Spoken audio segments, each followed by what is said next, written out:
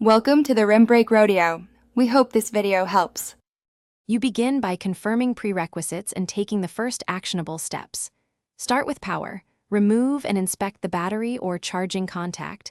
Clean contacts with a soft cloth.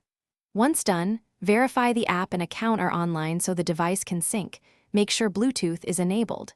If the metal has a replaceable battery, swap it now to rule out power issues. These steps eliminate common blockers fast, so you can focus on deeper troubleshooting without wasting time. Next, you diagnose the middle layer problems, connectivity and firmware. Start a Bluetooth or Wi-Fi scan, move the metal closer and reduce interference from other devices because weak signal often masks other faults.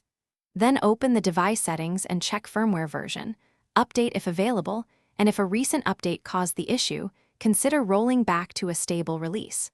While updating, monitor power with a multimeter to confirm stable voltage, which prevents firmware corruption during flashing. Finally, complete the repair by applying final actions and validating results. Reboot both the metal and the paired device, then repair after a factory reset only when you've backed up settings. This clears software glitches. Once paired, run a sync and observe response time so you know it's fixed. If the metal still fails, capture logs, photos, and error messages. Make sure to record steps you tried. One key troubleshooting tip: test with a different phone or account to isolate device versus account faults. Thanks for watching. Consider subscribing if we helped you.